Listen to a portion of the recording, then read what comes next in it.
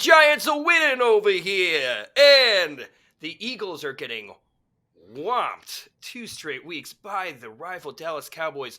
Welcome to the Beasts of the NFC East. I am your host, Sean Michael Gnitzcavich, and my co-host, Jeremy Goode. Jeremy Goode, what's good, man? Hello.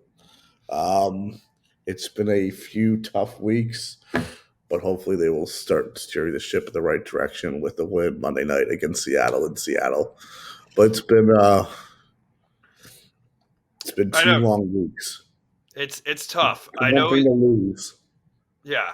Well, but it's another thing to lose badly. Yeah. I mean, hey, the Cowboys are on top of the NFC East. The Eagles do control their destiny. If they win out, they'll reclaim that title. The New York Football Giants are on a freaking roll. Tommy DeVito, 3 straight. NFC Offensive Player of the Week. But, I mean, we should really talk about the real story. The Eagles might be frauds, huh? There's a lot to it, so let's not go that far. Let's just get right into it. Let's start with the first game of the week, Sunday Night Football. The Eagles go to Dallas afternoon football, 4:30 football. Oh, 4:30. You know what? It felt like Sunday night. It does. The 4:30 games feel like, especially in Philadelphia, the last few they've had, pitch black against Buffalo, of course. So it really is a night game, honestly. That's what it felt like, honestly. It had, well, yeah. But anyways, 13-33. Let's talk about it, man. Let's talk about it. Dallas goes, they score 7 in the first 5 minutes. Not much of a defensive performance from the Eagles there or throughout the game, but I thought that they settled in the second half a little bit and kind of played better, but still not impressed by the defense. Eagles get the ball back. They put together a pretty decent drive. They run I think it was a delayed QB sneak with Hurts around Dallas's 40. I think he finds a hole. He slides around the 25 for like 15, and he fumbles the football. And I think that was it might be harsh. That was a moment, at least at the time, where I thought, geez, that could be the game. Not because I thought that they could lose by 3 and that would be the difference. If that's the kind of game you're going to roll out, the response you needed there was a touchdown. And you had a pretty good drive brewing, too. Yeah. And we saw it against San Francisco, too, that they just shoot themselves in the foot every time they can. And Hurts fumbled it. Dallas recovered. They then, the next possession, they make it a 2-possession game with a field goal. But at that point, it's like, this team just can't get down 2 possessions against good teams. But bad to okay-ish teams they can manage. But that fumble really costed them. And defense ultimately didn't get stops throughout the game, especially in the first half. And the Eagles also didn't score touchdowns, settled for field goals. Dallas's kicker, he makes 60-yarders like they're a breeze right down the middle with like 8 yards to go. Yeah, first kicker in NFL history to have 2 kicks of 59 yards or longer. I mean, that's just crazy, dude. Like and they were like automatic too. Yes, the part that I'm actually impressed by is like how automatic and how he drilled them. Mm-hmm. I think some stats, like some things can be skewed. I think if you're cooking an environment that's enclosed and controlled by the weather, like AT&T, and for one that's spread out, unlike New Orleans with the Metrodome or other domes that are like on top of each other, I think it's a little easier to kick there. But still he absolutely drilled those. Like it was just pure from him both times. So that didn't help the Eagles' cause. The Eagles didn't get stops. Dak looked very good. I said after the first game, and I don't regret, I said Dak was okay against us, but I thought that he made a lot of mistakes, and I thought that he made a lot of good plays when they were down by 2 scores, which it helps. It brought them in the game, but ultimately, if you're looking and reflecting on the game, it's not a great game. But Dak had a great game on Sunday. He put, there's a reason, I guess, why he's the leader now for MVP, and he put together a great game plan. Has good weapons around him with Ferguson and CeeDee Lamb and Cooks. Is now emerged as an option. So But running the ball Dallas ran the ball decently against Sunday, but they haven't had much with Pollard throughout the year. So yeah, I guess when they run the ball, it keeps other teams honest enough. But you got to give Dak credit because it's not like he's getting a huge push from the run game too that he can rely on. So you keep the defense really on their toes. Dallas is going to win the games by throwing the ball, and they do. They do. They've done a decent job of that with Dak. Yeah. And honestly, I mean, you got to give the Cowboys a lot of flowers. Stephon Gilmore, I think earlier this year you might have called him old, maybe washed. So did Yeah, A.J. Brown. So did A.J. Brown. And that lit a fire under his ass, as he said. And he had a yeah, killer game. I mean, he still let up 80 receptions or 80 yards on 7 receptions while he was in coverage on A.J. Brown, but he forced that fumble. I believe that was on A.J. Brown, right? The fumble that he forced.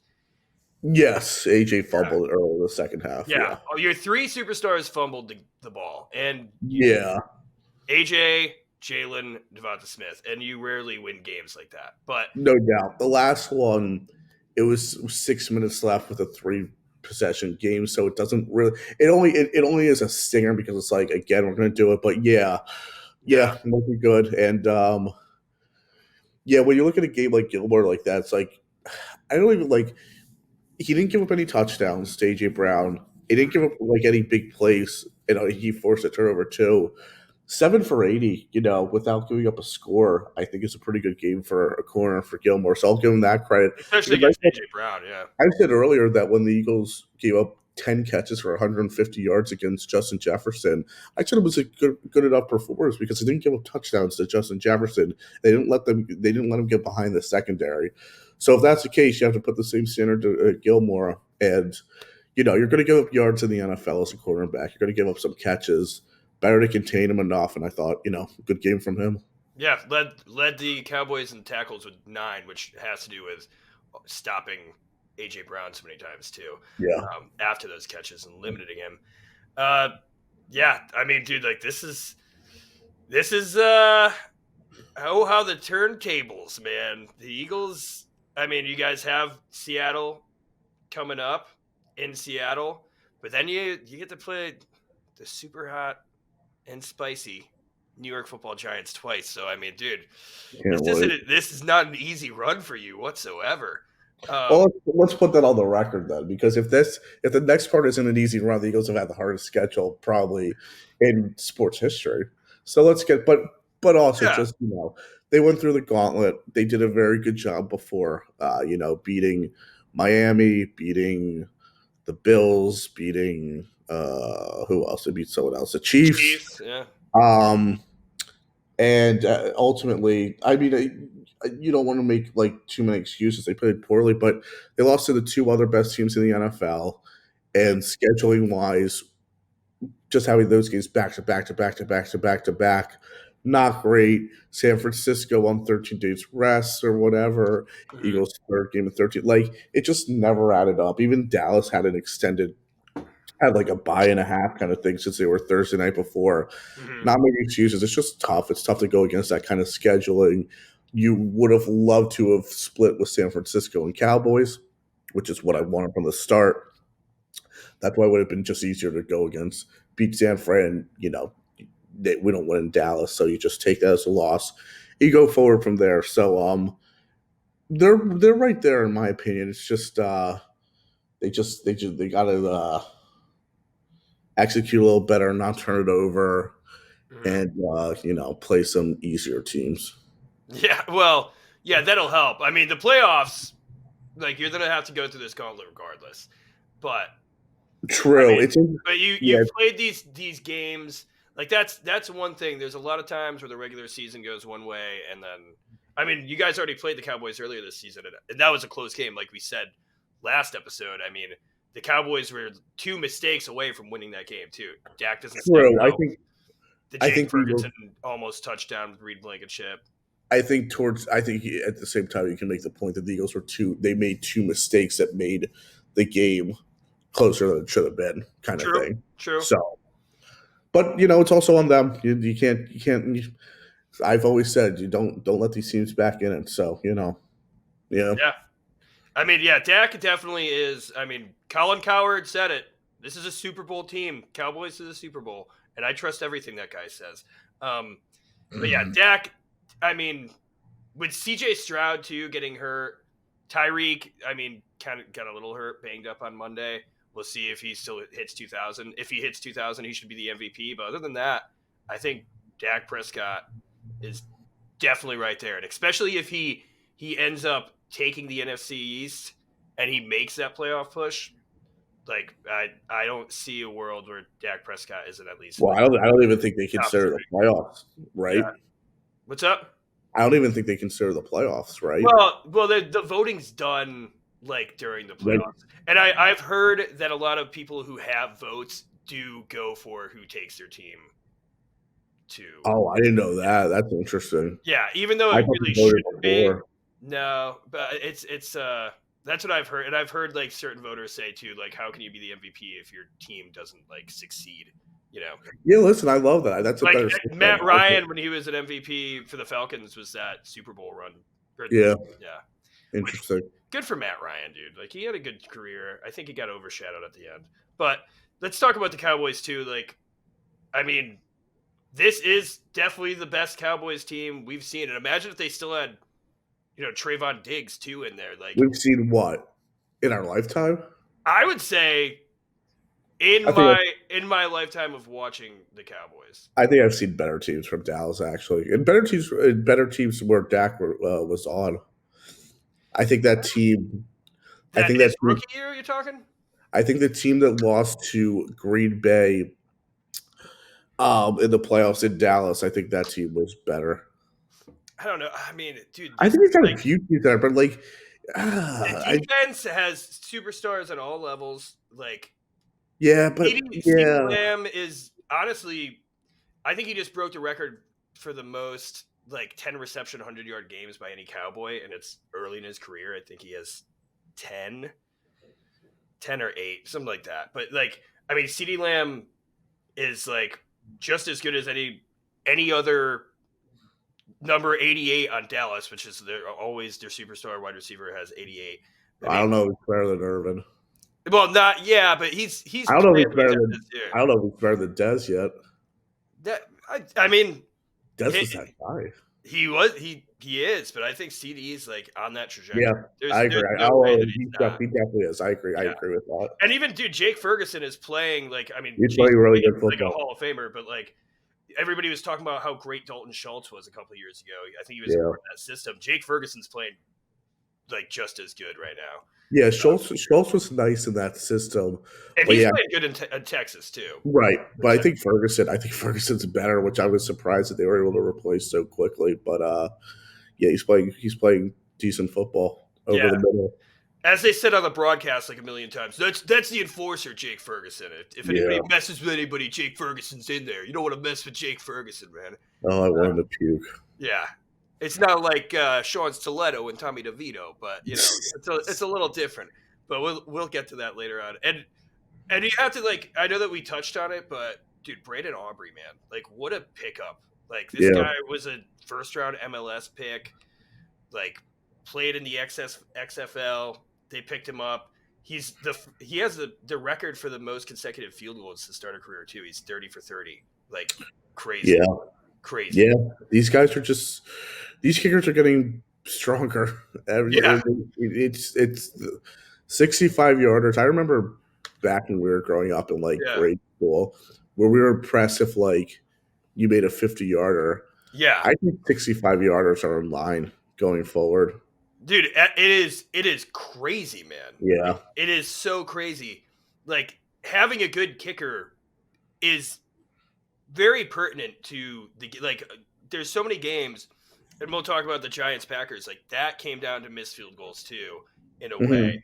But so many games come down to missed field goals, and then when you can hit them, you don't even have to get into field. That's not normal field goal range for anybody, It changes a lot. Jake Elliott's another one who could do it, but I mean, Brandon Aubrey, as of right now, is breaking. He's historical. He's unreal. Yeah, pretty wild. Yeah. They've always had good kickers too in Dallas. Sometimes maybe they've had an off year, but kicking, I don't think it's ever really been they've always had top 3 guy. It's not even like they've had good kickers. It's like they've always had a top 3 guy to go in there. Yeah. Yeah. I mean, they had Greg the Leg even for 1 year, but Greg the Leg Yeah. kind of fell off.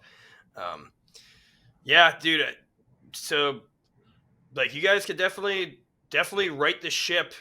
I mean, your game got flexed. Like, DeAndre Swift, I feel like has kind of been slow too. Like he hasn't been playing as effectively. Second half, I think you ran the ball well. It's just tough. I think this team, and this goes down to management. I think that this team really, they don't want to overuse him early because they're scared he's going to get hurt. But they need him to get the carries because they need the offense to be moving through the ground to keep the passing game sustainable, at least. Yeah. And I think that they're concerned. They just look at him at 5'9" and they go, DeAndre, you're going to get hurt if you get 20 carries a game. And they're kind of right. That's a thing. You want to save him for the important stretch. It's fair. I remember when Jonathan Taylor was on the trade market this year.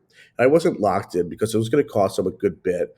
But it's like, oh, they need to supplement Swift with a Kareem Hunt or like a starting bigger back. What about Leonard Fournette? Like, I mean, I know he's already on the Bills, but he's somebody I thought like was an Eagle. Just I could be wrong. I don't think he's getting many touches in Buffalo right he's now. He's not like at all. So I don't know. So it would be the same in Philadelphia, which is a shame. But yeah, I had the same thinking. Bring him on from the start. But bring on a running back mid-season is just death. It's just hard to implement that in your system. But yeah, with the Eagles in the offseason, I would have added him. I don't know.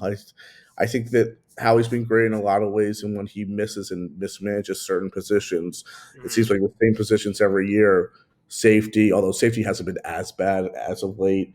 Yeah, I was gonna say, dude, Sidney Brown. When I'm watching this game, there's a few like he should play more. Yeah, plays. Like Sidney Brown hits hard. I remember he came down and made this crazy tackle, like it just, and then I saw him break up a pass too in the game that seemed pretty vital. Like they had him in cover 0 on 4th down. The rare times Eagles just all out blitz. And Dak got the ball out to Ferguson. Yep. He catches it, so it's a first down. But Sidney Brown goes for the interception, doesn't get it, and then Ferguson gets another 20 yards downfield. But it's like, I'll take the aggressiveness. I'll take the guy who's going to put a hit on. He's going to miss a tackle here and there early on, but I agree. He should play more. He's high energy and better than Reed Blankenship's been injured off and on. I think that he's been good this year, but I've also thought he's had some games where he's just played absolutely poorly. Byard's been okay. Middle of the field, there's just nothing in the middle of the field with this team. They added Shaq Leonard, first game, can't expect much, but oh my God, there's just no coverage. Yeah. Well, hey, Jalen Carter got a touchdown. I mean, I'm surprised we have. I mean, it's a little overshadowed. Like, yeah, you guys got completely walloped. Like, as a Giants fan, when we lose so bad, you take those little victories. But like, that's gonna help Jalen Carter's defensive rookie of the year case. It'll help. In Philadelphia, we don't have moral victories. We're just a city that we win or we lose. But yeah, I mean, it wasn't like the defense had more touchdowns than the offense.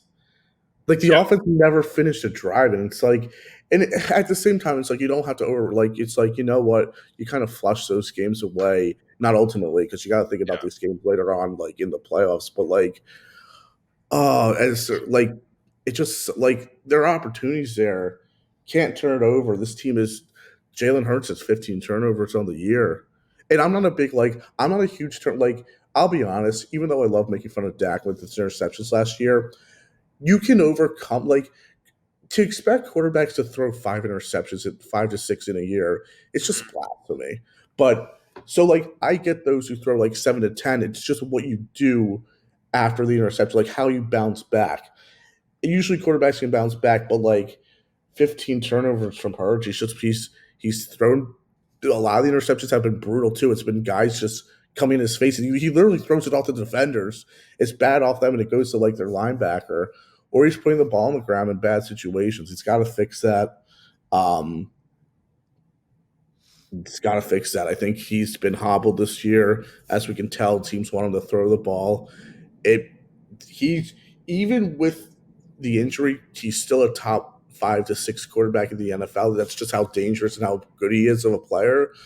But oh my God, he's not a Super Bowl contender quarterback when he's playing at this level. I'll say that. So Yeah.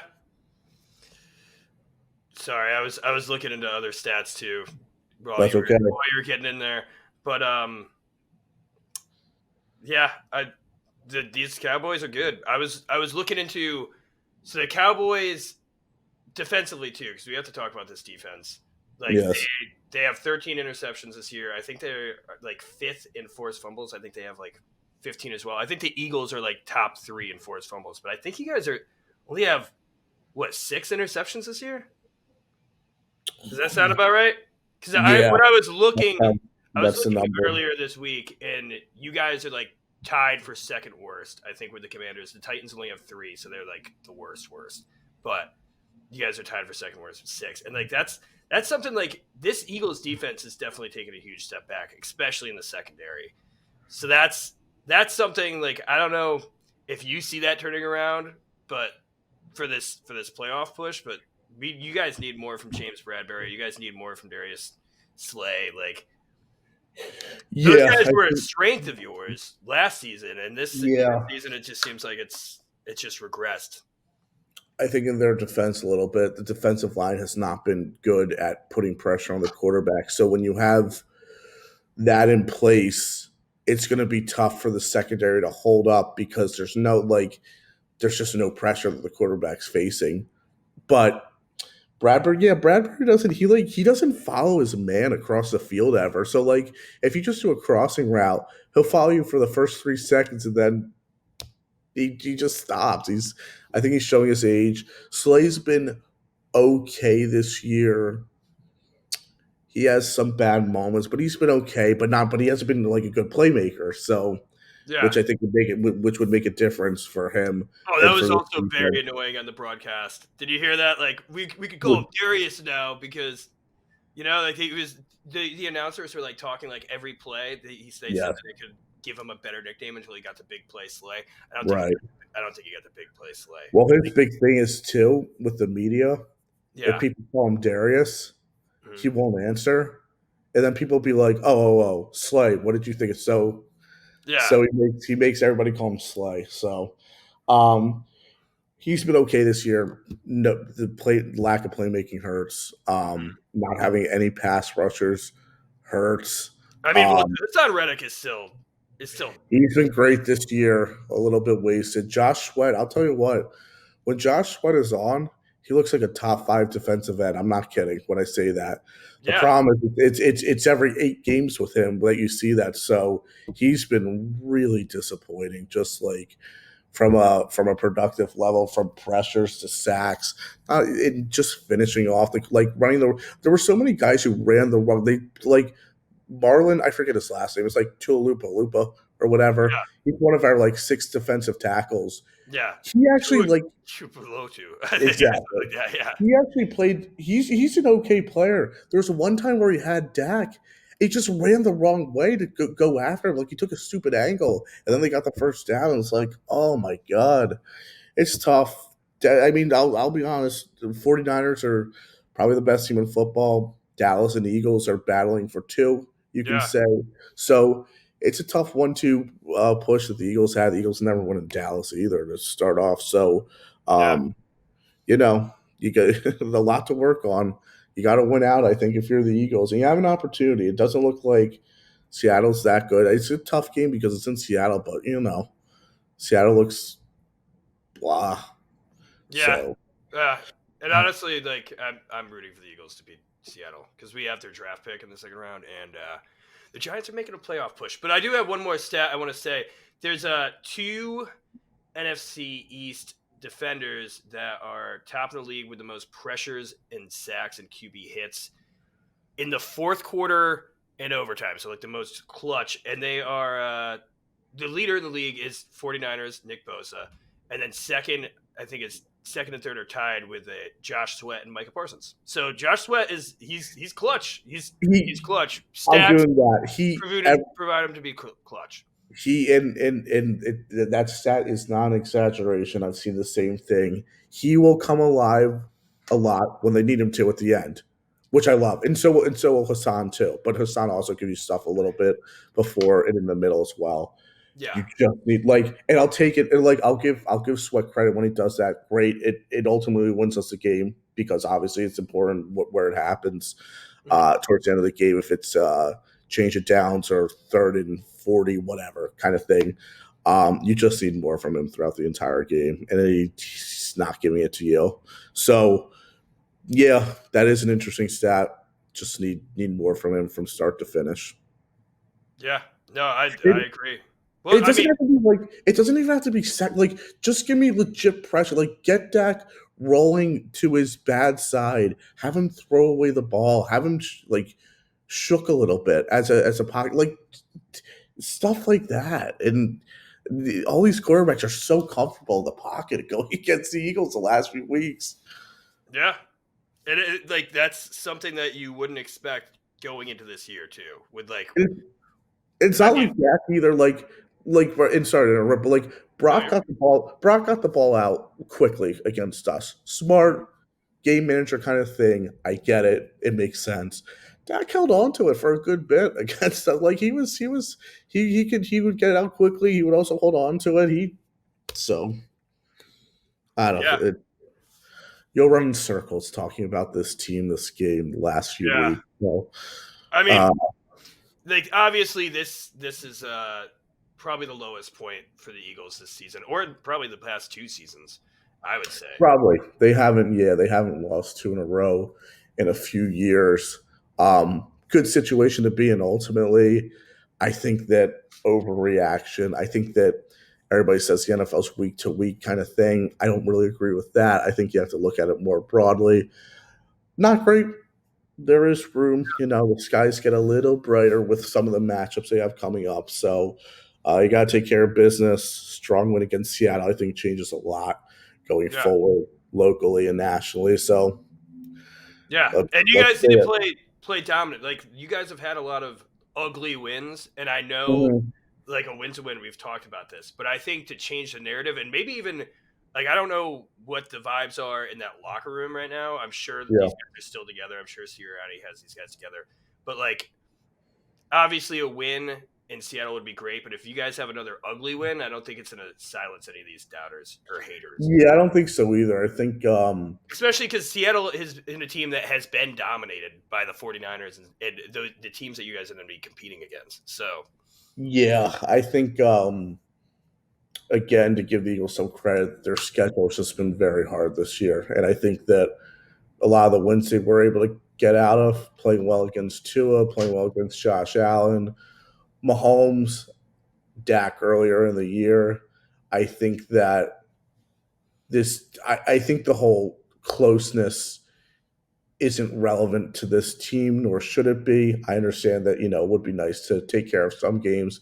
It's just a tough schedule that they've had. And I'd rather, there are a lot of games that could have gone the other way in which the Eagles won where, maybe they didn't. So I'd rather it be close and a win than obviously a loss and be yeah. close. So it's it is a fine line nonetheless. It would be nice to take care of some of these other teams, but um it's tough. We've said it before. It's tough to win in the NFL against anyone. Yeah. That is true.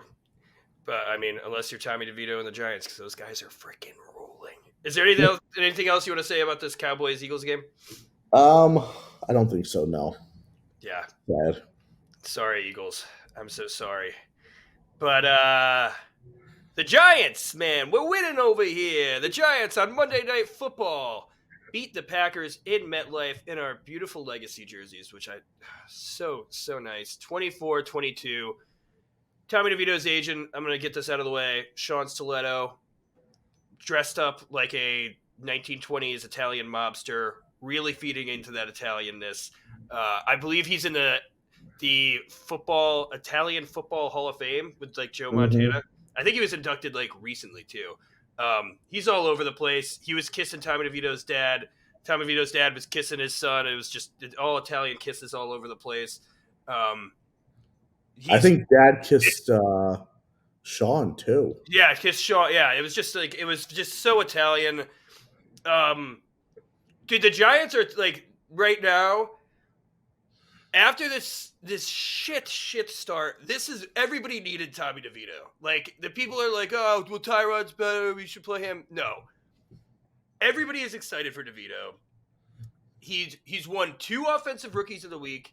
I think Jalen Hyatt had it in between, and he was just the NFC Offensive Player of the week. He's the first quarterback in NFL history to have completed over 80% of his passes, 70 rushing yards, no turnovers, and no sacks. No sacks. I think there's a reason for some of those stats. But yeah, it's very. I mean, that's like very unique. But Tommy DeVito, man, Tommy DeVito is just taking the world by storm. Like it's on like every late night show. They're doing stuff about Sean Stiletto. It's he's a superstar. It's Linsanity all over again. And do I think that Tommy DeVito is the future of the Giants? No, but I think he's solidified himself a spot on this roster at least for the next 3-4 years. And the Giants are exciting. They're fun. We're 1 game out of the playoffs, like 1 game back from the wild card right now, which is crazy. We're still, I think, picking 8th right now. So, like, a win. I think everybody's that's a Giants fan is rooting for a win. I'm in a win seems like could swing you guys like 10 to 12 spots. It could. That's the but wild. Everybody else seems to be winning too right now. So many bad teams. Yeah, the NFL is interesting this year. It's weird, like because the Titans pulled off that crazy victory with Will Levis at the same time against the Dolphins. Like it's crazy. But Wan'Dale Robinson, let's get into this game. To be fair, Jordan Love, who is playing like amazing the past 5 games, and everybody was believing in this Packers, he played like garbage against these Giants. He kind of got it together in that second half for that stretch, but I mean, he had that interception to Jason Pinnock. Jason Pinnock played great too. Jason Pinnock at the end, where the Packers put the Giants into that crunch time situation. And they right before they scored that touchdown, there was a pass. I believe it was to Romeo Doubs. Jason Pinnock comes out, knocks it right out, like a beautiful like pass breakup. Just like it was in his hands for like a half second, and you think touchdown, and he knocks it right out. And then freaking Malik Heath, who I think this might be his first reception of the entire season, gets the touchdown on the next play on a very tough Deontay Banks coverage. Yep. Was able to sneak it in there. But it doesn't matter because Tommy DeVito showed his strength coming back resiliently. The Giants are down. I think he was like 4 for 4 on that drive.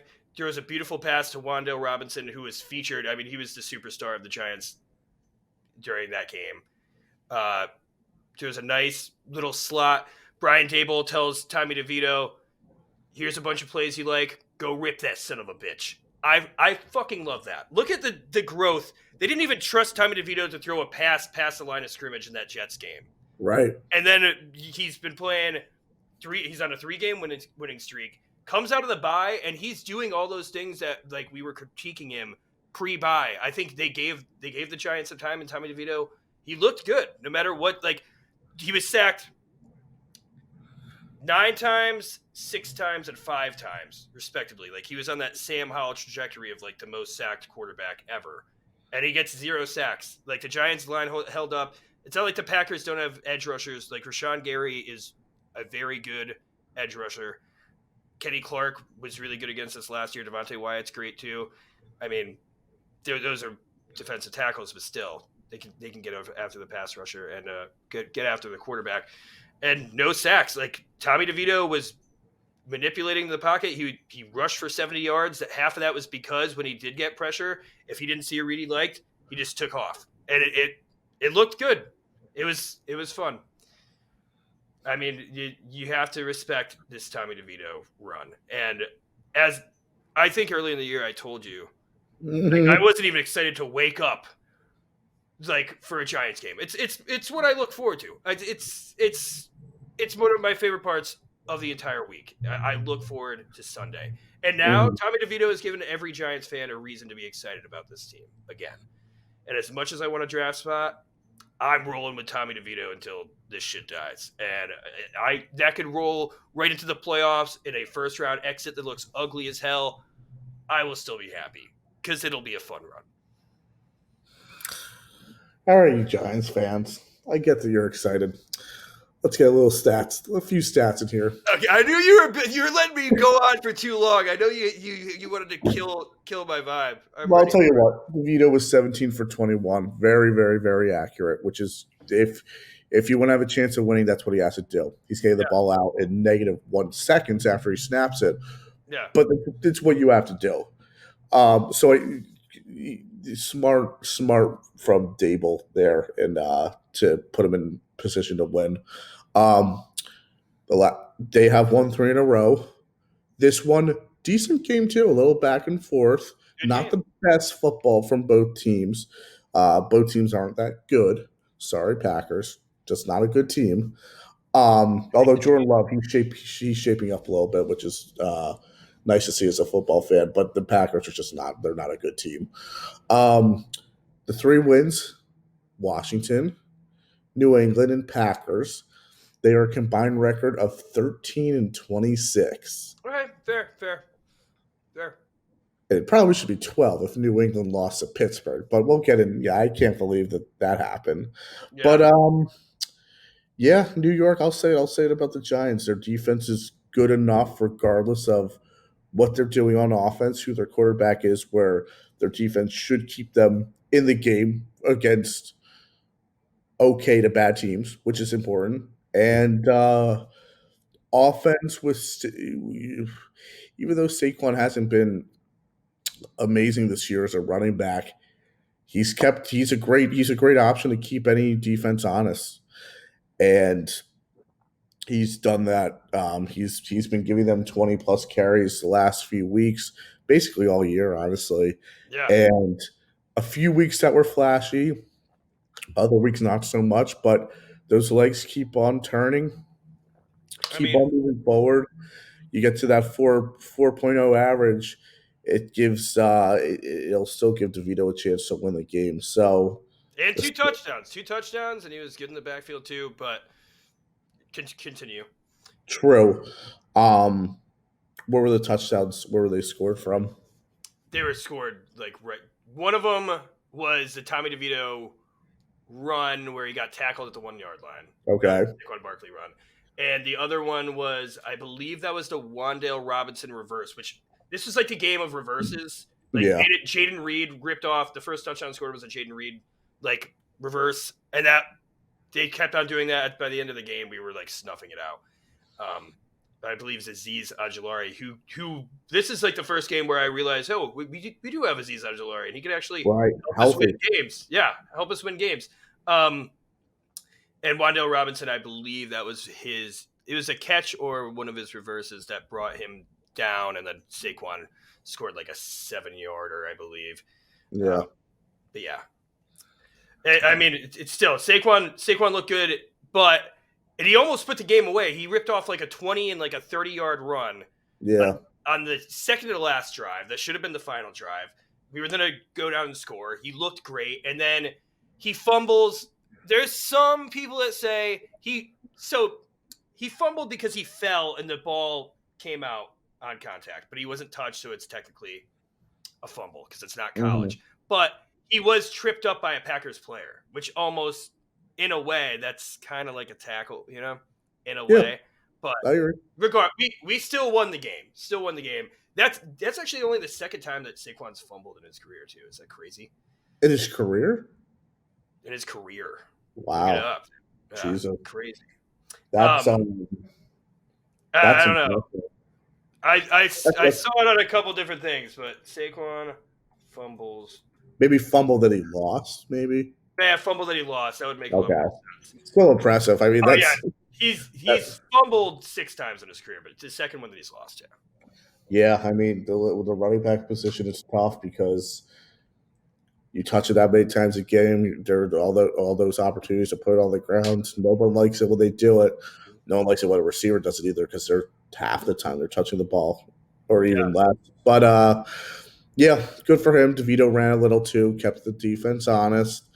Yeah, He had a little reverse with Wandale. He was productive too as a receiver. My yeah, giant breakout player. You're welcome, yeah, viewer. You're dude. welcome, viewer. I love Wandale. It's crazy because his college quarterback Will Levis also had a crazy game at the Yes. same time on Monday. But dude, Wandale looked great, and also this is something that reporters were like bugging Brian Dable about after the game. Brian's like everything that he was getting bugged about during the bye week. He put into the game plan. He's like, "Oh yeah, you guys were wondering about Wandale. Look at him. Like everything. Like the defense. Yeah. It was and Tommy DeVito getting that intermediate passing off. Like he wasn't doing those bombs that Yeah. that everybody was No excited need, no about. need for that. Yeah. I mean, he should view himself, I and I'm still not. want to see that, but yeah, This isn't an insult to him. He yeah, should view himself as a game manager. There's yeah. nothing. There's nothing else you can do. You're not going to impress anybody with your arm. You're not going to make amazing throws downfield. There's nothing wrong with people of his caliber, of his talent, committing to being a game manager. It's I mean, smart. he was able to do it against New England, but New England's defense has fallen apart. Yeah. But with Jalen Hyatt, he was able to get some beautiful deep balls to Hyatt. Yeah. And there, I don't know if you saw the Isaiah Hodgins touchdown, but he was under pressure and he delivered a dime to Isaiah Hodgins in the corner of the end zone. And like Isaiah Hodgins, who going in from last season, everybody loved Isaiah Hodgins. He had 100 yards in that playoff game against the Vikings. He hasn't really been featured. He's like kind of like the fourth wide receiver right now. Right. But I think he might be the leading Giants wide receiver in touchdowns right now. I believe. Okay. Yeah, he has 3. That sounds about right. But I want to see more Isaiah Hodgins, at least like for these. Like he has sure hands. Like he's not anything special route running, it's separation. He's serviceable as an NFL player. Yeah. Yeah, he gets contested catches. Like I like Hodgins quite a bit, and I'm like, and Darren Waller too. We're on this 3-game winning streak. If you told me in the beginning of the season that Tommy DeVito would be NFC Offensive Player of the Week, 3-game winning streak without Darren Waller too, like it's just you. I mean, all of this is crazy. All of this is unexpected. I mean, Tommy DeVito might be bigger news to the NFL than Taylor Swift was, to be honest.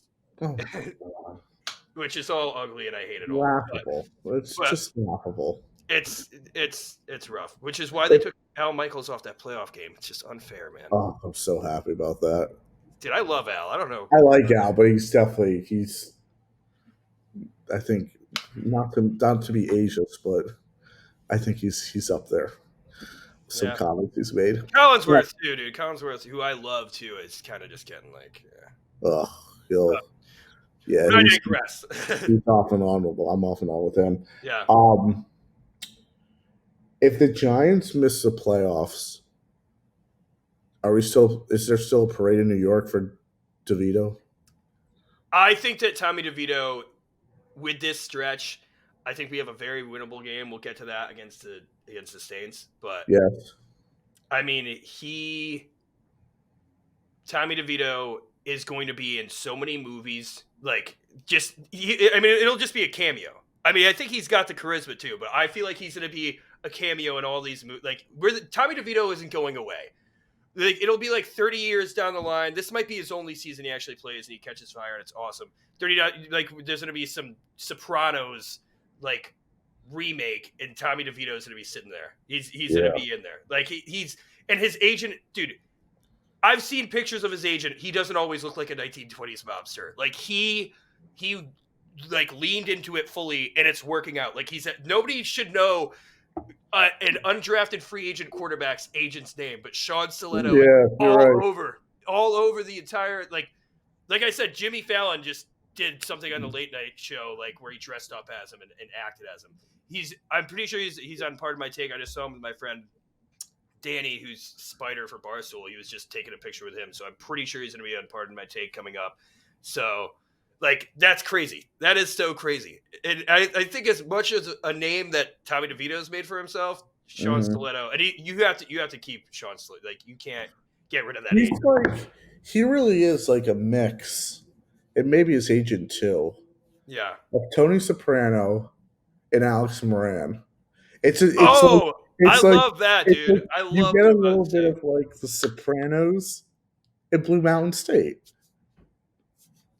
I love it, dude. And you Well, see, dude, people that outfit Tommy rolled up in, bro. That that magenta cashmere sweater thing he was, dude. I mean, the I guy's a can't baller. I can't wait to play you guys. Oh my I god! can't, dude. I can't wait either. Because honestly, His like, game, dude, the his Giants, first game the playoffs against us are is going to right be there. walking to Philadelphia. I'm so excited. I am. I'm. My biggest question is: are Tommy DeVito's parents and agent going to go to that game in Philadelphia? No, your biggest question should be: will the Giants only lose by 30? Oh, dude, against this fraudulent Eagles. I mean, dude, we have a pathway to the playoffs. Saints got them. The trash Eagles, easy. Christmas Day, Christmas magic, Christmas miracle from the Italian wonder boy Tommy DeVito. But let's talk about this game before we get into that. A Oh, little. I can't wait. There's some other cool there. This was a great game. Like I said, Azeez Ojulari had a nice sack that knocked when that drive was going with Jordan Love and it seemed like a touchdown was inevitable. And then Azeez Ojulari got a nice, I believe it was a third down sack or second down sack. And then I think he also got that huge tackle for loss on Jaden Reed, which they just kept going to that Jaden Reed reverse. Like it worked in the first half, like 4 second or verse. 5 of that game. Yeah. Yeah. Which Wandale had quite a few too. But Azeez came in and made those 2 tackles, and they missed the field goal. They missed the field goal, which Randy Bullock, Fat Randy, missed one earlier too. So like, it was a little bit even. But that was something that the game came down to. If they had Brandon Aubrey, man, we might be looking at this different. But also at the end, obviously Tommy DeVito led that great drive 4 for 4, beautiful pass to Wan'Dale Robinson. But Fat Randy won us that game. Fat Randy has won us 2 walk-off field goal games. The first one was week 1 of last year when he was the Titans kicker and he missed the field goal. Right. This year, he came in clutch. Even though he missed one earlier, he got the game winner. Cheers for Fat Randy. I still want Gano back, but for now, we'll live with Fat Randy. And he, just like DeVito, he's an underdog that everybody can root for, Sure. It's just a team full of underdogs now in New York. I mean, we always were. We always were going into this season. I think people had higher expectations, but now it's just even non-Giants fans, I think, are rooting for this underdog story. Maybe some people are getting a little annoyed by DeVito, but yeah, you're right. No, you're right. Just it's fun, you guys. I can't wait to play you either, dude. But I mean, there's really not that much else to go into here. Kayvon had a great game. Oh, Dexter Lawrence, I do want to go into that because Dexter Lawrence, so he was doubtful. He missed the Patriots game. Doubtful or questionable for this game. They had him on a pitch count. He actually was the highest graded defensive interior defender for PFF this week. Also the highest graded interior defensive lineman on the season for PFF by far with like a 93 grade, which is really good. Dexter, he had half a sack. He had a bunch of quarterback pressures, QB hits. Dexter Lawrence, it's not on the stat sheet because he doesn't get these sacks, but he gets the pressures. He gets the hits. Like, Dexter Lawrence should be an all-pro by far. He's not even in the top 5 for Pro Bowl voting of defensive tackles, and it's because they organize the voting by freaking sacks. So the names that pop up first are the people with the most sacks, and he's not up there. But Dexter Lawrence is one of the best. I mean, Aaron Donald is one of the best. There's a great guy in Jalen Carter coming up, but Dexter Lawrence is definitely non-debate top 3 interior defensive lineman in the league, and has a case for being number 1. Has a case. He has a case. He doesn't have the sacks, but he has the pressures. He's a game wrecker. It's a difference. Like, the running stats when he's in the game too, totally different. But they only used him as third down. They used him as a pass rusher in this game because they were limiting his snaps, and he was very productive. So, yeah, you have to give him credit there. Yeah, I've said from the start that stats don't always speak, aren't always there and that's not necessarily a bad thing. So, yep. Yeah. And again, credit to our offensive line, not giving up a sack. I mean, Tommy DeVito was kind of manipulating the pocket, which was impressive. Getting out of pressure, having those runs. And then Wan'Dale Robinson, man, I don't know if there's a beautifully executed flea flicker. I don't know if you saw that, I but did. that got me so excited. And Wan'Dale, he jumped. He didn't really have to jump, but he's so tiny, dude. He just jumped. There's a couple of freeze frames of that catch, man. It was just gorgeous to see.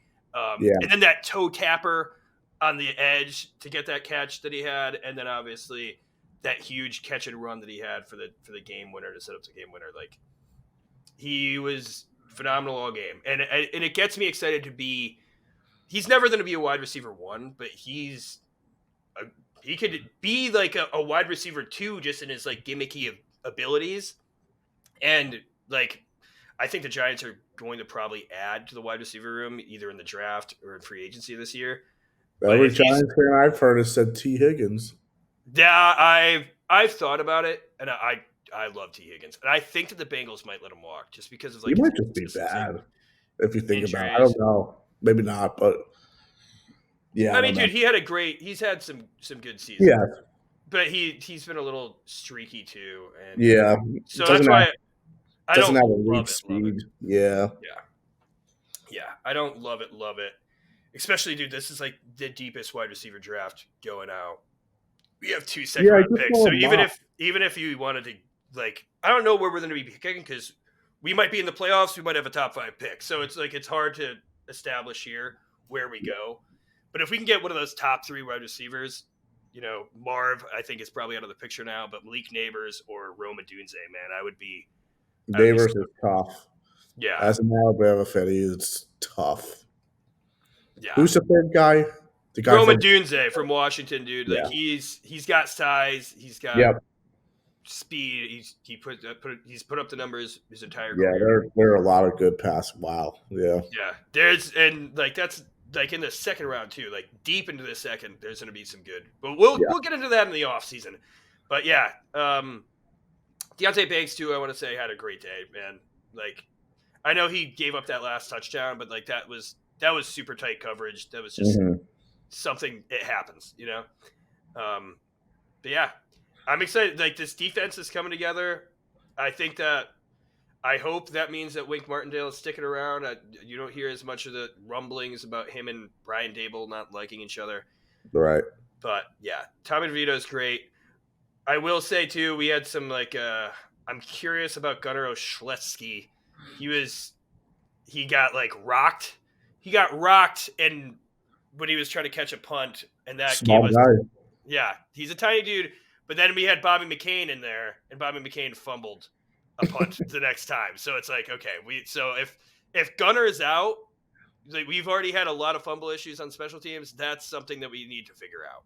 It's one of the things in the NFL where even if you don't like your punt or kick returner, if they get hurt, the backup who then comes into the game will automatically muff the football. It's just the law of football. And it's wow, get the first guy back in.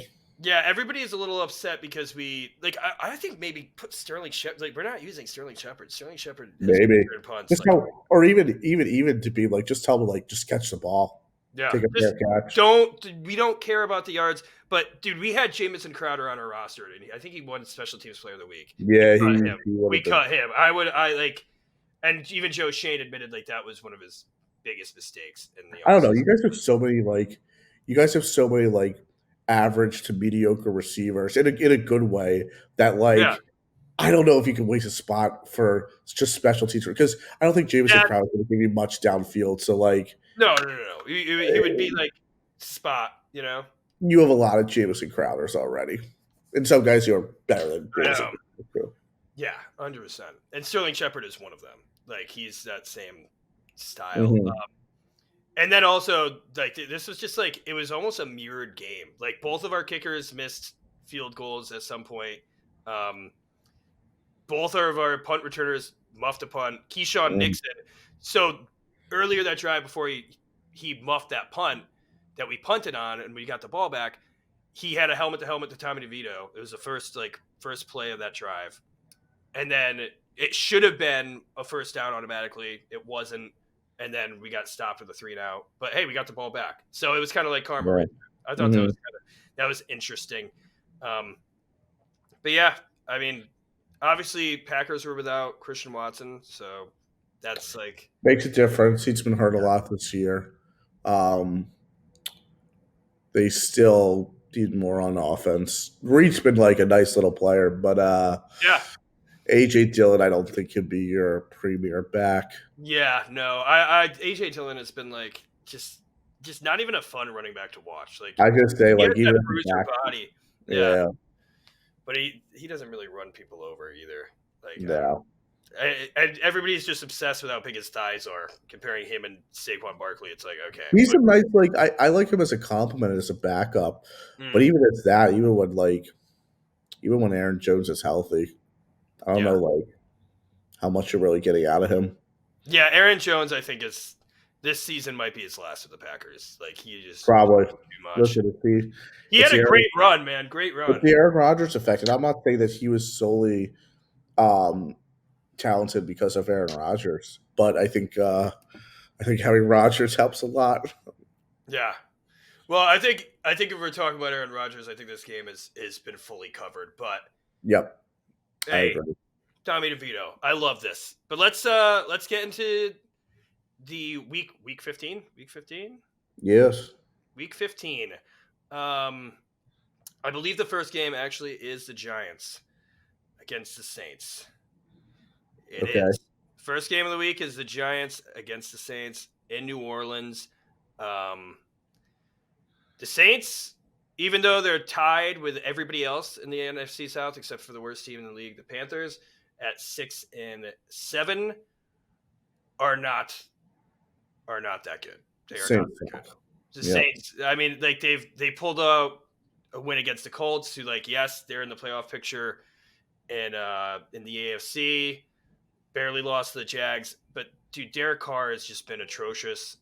Not to interrupt, but we've seen some games where Derek Carr over his career where he's put something together, like a nice month together, where you're like, well, he actually is dangerous. You're going to have to pay attention. Nothing of that this year with him at all. No. And honestly, while he's in, Chris Olave has suffered, which by the way, Chris Olave, I'm pretty sure is questionable and might not play. Let me just get a little up to date here. Game time decision. Game time decision still? Okay. As of Yep. Yeah. That's the most recent. I see that still. On the other side of the ball, though, I'm pretty sure Darren Waller is going to be playing. It might not be in full capacity. It'll probably be limited, but something to look out for. This Saints defense, though, is probably their strength. Even though they have an aging Cam Jordan and an aging Demario Davis, who both players still playing great. I still love both those players. But their cornerbacks are crazy. Paulson Adebo is having an all-pro season. Alante Taylor, their slot cornerback, really great. And then obviously they have defensive rookie of the year cornerbacks. Escaping my mind. You know this, Jeremy. We're football people. Who? Their star cornerback out of Ohio State. Oh, Lattimore. Marshawn Lattimore, yeah. It's I feel like I gave up on that before I even tried to get it. But yeah, I mean, dude, their secondary is stacked. So this is going to be another game. I think Tommy DeVito hasn't had an interception on this 3-game winning streak. So I want to see that continue. I think this is a very winnable game. The Giants are hot. The Giants are believing. But look, bringing back the Saints, it brought up the last time we played them, which was 2021. We had that big overtime win. Daniel Jones passed for 400 yards. I think he had 5 passing touchdowns. It was a game where Jabril Peppers was like, "We want that shit" in overtime when he got the ball. It's it reminded me that was a better Saints team. That was a Giants team that had no playoff hopes. But Daniel Jones went off and had a really good game. Not that really correlates. Are you saying Daniel Jones is going to play tomorrow? No, what I'm saying is that I want to see Tommy DeVito. If everybody wants to believe in this, and like I don't think he's our quarterback moving forward, but I want him to have like a legendary performance where he shows off his skills, not just be a game Yeah, manager. I And see. but I think in beating this Saints team, he's going to probably have to continue that game manager style of play. I But agree. let's get into it. That's bold predictions, Jeremy. You want to start? You want me to go? I'll start. I think the Giants will actually win because they're playing good enough football for their system. I just think the Saints are bad. I think a lot of teams of the Giants, like it helps that all the teams the Giants have played over the last month are just really bad football teams. So if you can implement enough of a system where you can move the ball enough that Dable's doing, which I think he is. I think last week showed a even better job than what he's been able to do over the last month. Yeah. I think they're gonna. I think they're gonna. I think they're gonna win. Assuming DeVito doesn't turn it over. Yeah, I think that football will beat just bad football from the Saints. And Allen isn't like a special head coach either. But Yeah. it'll be I don't know. Oh yeah. I 20 think to 13, 20 to 13 Giants. okay, I'll take that. I was thinking more like 24-17 Giants. Okay. And by the way, the Giants I believe are like -6 right now. Or Yeah. plus six. They're 6-point underdogs. Which Oh, yeah. Six why I is mean that? they're in New Orleans, so What am I missing though? I But don't know. Vegas also isn't like I guess that those 3 points does go to the Saints, Yeah. but sometimes they don't care. Like I mean, nine, yeah, yeah, like the Saints didn't even look that good against the Panthers. Like the scoreboard looked otherwise, but against the worst team in the league last week. yeah, pedestrian, right? Like I mean, the Giants I feel like are as hot as they've been all season by far. That's what I think. Vegas always And knows the Saints something. are sloppy. I don't know, Yeah, man. I don't know. yeah. I mean, listen, I guess I'll take the Giants to cover at least. We both have them at a touchdown advantage. Yep. Yeah, Yeah. we'll see what happens. We'll Bold, see. bold I'm excited. predictions. Yeah. Um, oh, this is bold. Like I feel like a lot of the stuff I say is just like bold and stupid. Yeah. Do it, dude. Wandale Robinson. Mm-hmm. The Giants will have 2 touchdowns if they score 20 points. Mm-hmm. Wandale Robinson will have both, one rushing, one receiving. Oh, I love that. Dude, that's bold and I beautiful. didn't even like that. That's a little BB. Oh, I want to see it happen now. If he keeps getting a few reverses in the red zone, the Yeah. rushing one, I feel like the rushing one's definitely the toughest. So, yeah. Yeah. I'm gonna go a little weird here. I feel like Deontay Banks has been playing hot. With Chris Olave probably out, I'm a little scared of Rashid Shaheed too. But I think Deontay Banks. I don't know if they're gonna put a Dory on if Olave's out. If they're gonna put a Dory or Banks, they both have that speed, that coverage ability against a speedy Rashid Shaheed. But I'm thinking Deontay Banks interception, and I might even think I'm feeling a pick six in this game. Wow. For a Giants secondary player. No Saints pick six. Please no. So yeah, I'm gonna go there. And I think that's all brought to fruition with Kayvon and Dexter Lawrence pressuring Derek Carr, getting him flustered. I feel like he's just played ugly this year. So Yeah. All right, next game. I think these are both the middle slates. Washington is going to the Jets. Am I making that up? No, they're going to the Rams. Going to LA to play the Rams. And the Rams are another hot team. Yes. Now, I feel like they're also on the cusp of the playoffs. And I feel like would be a fun team to watch in the playoffs. But yeah, and they should have beat the Ravens last week too. So Yep. I mean that's I don't see it. I want the Commanders to win for two reasons. Worst draft pick for the Commanders, and second reason is so that the Rams the Giants are, Right. theoretically competing for a playoff spot. But yeah, I think that the Commanders can definitely win this game. I'm not saying this isn't a winnable game. I don't like the Rams are not world beaters. They're not, True.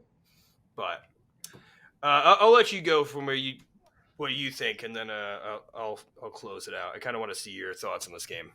Rams are going to win. Stafford's healthy now, or at least healthy enough from what he was earlier in the year when he was banged up. Um, he just gives his team a chance when he's quarterback. Um, my God, Kyron Williams too. What a Yeah, fun little running back he's been. So and defensively, I think they hold up well. Ernest Jones, I don't think he's hurt either. Oh, Um, Robinson is out, by the way, too. Brian Robinson is out for this game. okay. Um, yeah, they have maybe Chris Rodriguez gets more touches. Could be a good thing for Yeah. them. Yeah, I think the Rams win. Just Washington's bad. Well, listen, guys, Washington's a really bad football team, and the Rams are competent enough. Don't think they're great, but they're more intriguing than a lot of the bad teams that are somehow have 5 to 6 wins. Like So the Saints. Like they have the same yeah, record as the Saints, but I consider the Rams much, much better than the Saints. I agree. Absolutely. So yeah, score for me, I'm going Rams. I mean, they've been putting up points. I'm gonna go Rams 31 points. I see a lot of 31s over here. I'm gonna go Rams 31 Yeah. points, and the Commanders, I will give them. I'm gonna give them 19. I don't know how they're gonna get there, but I'm gonna give them 19. Yeah, I'm bouncing off. I agree. 31 for the Rams. I could see 14 to 21 points, anything in between for Washington, Yeah, because that's where I'm. maybe they get a garbage time score. Yeah, Uh, I mean, 31-14. I think that there's a lot of players in the Commanders that are probably given up, and I Yeah. know that everybody's playing for a contract. Everybody's playing, you know, no players themselves are tanking, but I think there's been like a little bit of lack of effort for Washington, but that's not the case for Sam Howell. Sam Howell is still trying to prove it. He's fallen off, no longer the passing yards leader. I mean, the bye probably contributed to that too. Yeah, I think it's like absolutely. 5th now, but I don't know. I'm curious. I think all Washington fans, especially because they're getting into this spot where they could maybe get a top 2 quarterback in this draft. I think that we've been talking all year that they'll probably keep Sam Howell and build around him. They have so many deficiencies. Mhm. But if we see a change of coaching and GM, that might be otherwise. And maybe Sam Howell isn't the guy. So I think Sam Howell is going to be playing. It's tricky. I This said year. even though he should be given a second year, it's not Not necessarily guaranteed. a guarantee at this point, which says a lot on both. It's just wild, but yeah, you're right. Yeah. So I'm going to go bold predictions. I think Sam Howell is going to pass for over 300 yards. I think that he's still going to be, especially competing against a gunslinger like Matt Stafford, who still has it with 2 great receiving weapons over there.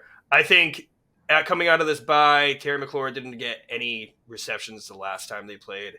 I think that the enemy fixes that. I think that he schemes it up. So I'm going to go Terry McLaurin will have his first, I think it might be his first 100-yard game this season. Yeah. Yeah. Interesting. Yeah.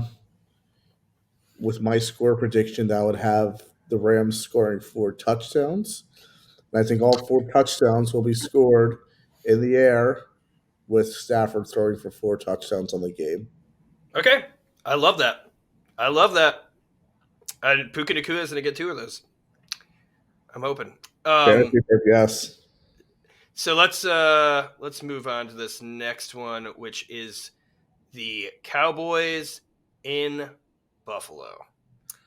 I believe right now the Bills are favored. I think it's a 2-point game. Interesting. The Bills, who have struggled this season, I think we even said on this podcast, I know I did, like maybe not make the playoffs. They had a killer, like one of the best games of the year against you guys, which they ultimately lost. I Kind of, even though Dallas is as hot as they've also been this season, I believe, I can see Buffalo winning this game.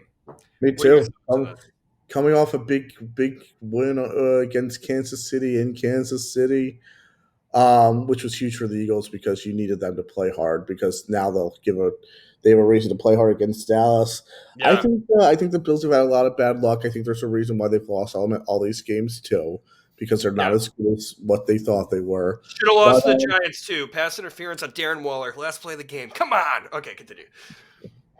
they did call one before that. But yes, Yeah.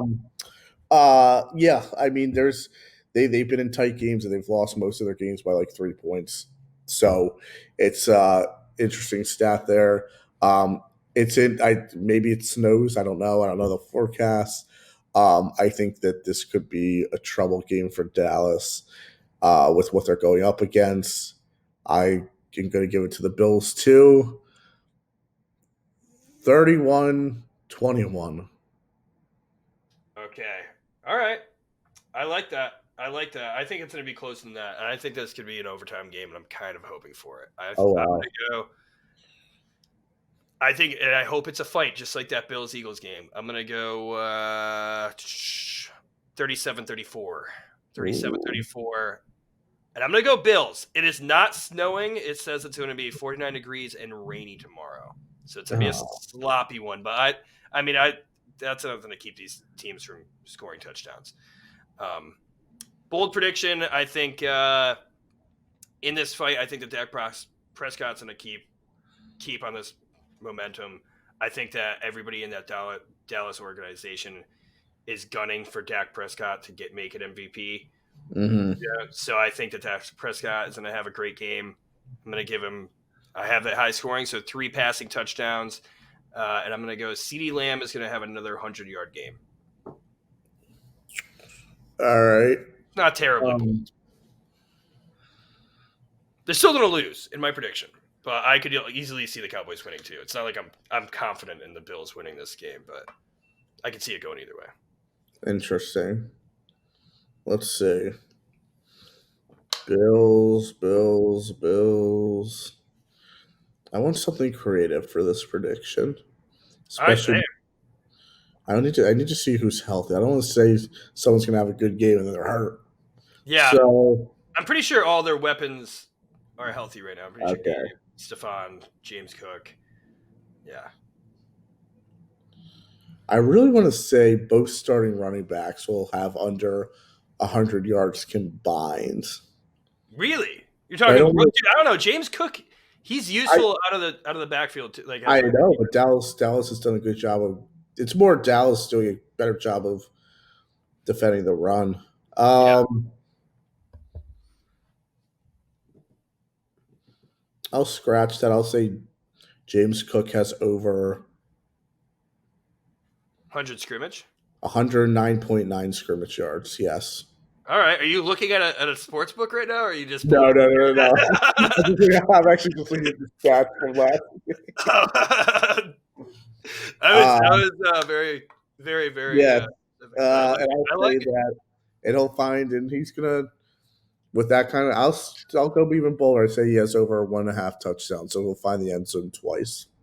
Okay. Ooh, James Cook, especially because he's not. That is bold because I feel like they always put in like Latavius Murray there. Yep. Yeah. So he deserves more. Like I know he's smaller, but he deserves a lot of red zone touches. I agree. It's tough. It's tough from a winning aspect with these guys because you get why they give it to Murray when they're within a few yards. But yeah. Which, by the way, dude, I love Latavius Murray. Like he was like a more of a star running back when he started off on the Raiders, but like he's just floated around to like every team. He's reliable. Every team. Don't come with a football. Hold on to it. Be strong at the goal line. Give you some yards after contact. I think anybody wants Latavius Murray on their team, and I'll take him next year, dude. He's a Bill. He probably will be a Giant next year, but we'll see. We'll see. You want to get into this last game? We'll do that. Yeah. Eagles Seahawks was flexed to Monday night. I don't even remember which game I think it might have been Vikings Bengals or something that got flexed out. It was It was the New England game. New England Chiefs. Oh yeah. You're right. Yeah. You're right there.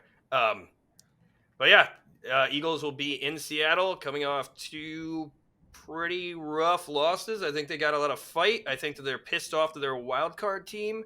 Yep. I think that the Eagles might actually. I think this needs to be a statement win, and I feel like they're going to be coming for a statement win. Also, the Seahawks are clinging to a wild card spot. They invested in Leonard Williams. They definitely think that they're a playoff team and a playoff team that can make an impact. So I feel like this will be a competitive game regardless. I'm going to go Eagles 24, Seahawks 14. Got it. So still 10 points, but I think that it'll be yeah. I think the Eagles will pull away at the end. I think it'll be like within striking distance, and then the Eagles pull away with a strong finish. That's Eagles they're this team. They have to smack down. I think it's going to be 38-21 Eagles. Oh shit! Yeah. I kind of want to see that. And maybe the last touchdown for the Rams is garbage time. We'll see. Yeah. We'll bold prediction. I think I don't think Jalen Carter's going to have another touchdown, but that was. I want to say one of my bold predictions was going to be an Eagles defensive score, maybe a pick 6. But after last week, I don't think the Eagles ever do it. I don't think the Eagles go back to back. So yeah, there's bold and then there's really bold. Yeah, I mean, I think I'm pretty sure you guys only have 6 picks on the season, which is crazy. I'm going to go interception for Kevin Byard. I know he's had 1 for you guys this year, right? He did. One of the ends against Kansas City. Yep. Yeah, I'm going to go Kevin Byard interception. I feel like love that. This is a good game for him. And this is on the other side of the ball, but I think that Leonard Williams is going to have a sack and a half. At least a sack and a half. Just because every time that the Seahawks have played an NFC East team since Leonard Williams has been acquired, I feel like he gets a sack. I feel like he has something. Leonard Williams going to be going up against Lane? I mean, I feel like sometimes they put him over the guard too, so he might be. Who's your right guard right now? Do you have a backup in or no? Is it Cam Durgan? No, it's Landon Dickerson. Good luck by him. Yeah, we'll see. We'll see, dude. Hey, I'm just saying, Big Cat's tenacious. He did have over 10 sacks one season. Yes, he's tenacious. I just saw the Seahawks because they were like, I still follow Leonard Williams, and I saw they're like, hey, Leonard Williams is having a great season. Vote him into the Pro Bowl. I'm like, dude, he's our player. Yeah, it was sad to see that. I do miss him. It's wild how PR. Yeah, swaps. What was your bold prediction? Did you say yours yet? Yeah, I said Kevin Byard interception, and I said Leonard Williams sack and a half. My bold prediction will be.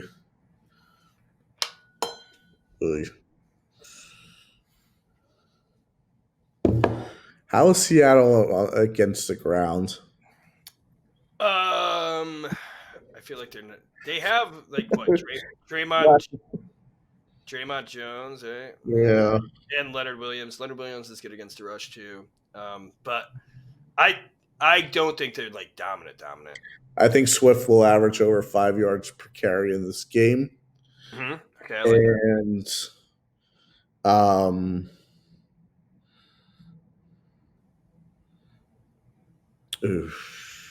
Oh yeah, I mean, dude, they lit up so many. Oh, Christian McCaffrey's like, let's see, in this Cowboys game, Tony Pollard rushed like shit, but Tony Pollard's been rushing like shit. Continue. Sorry.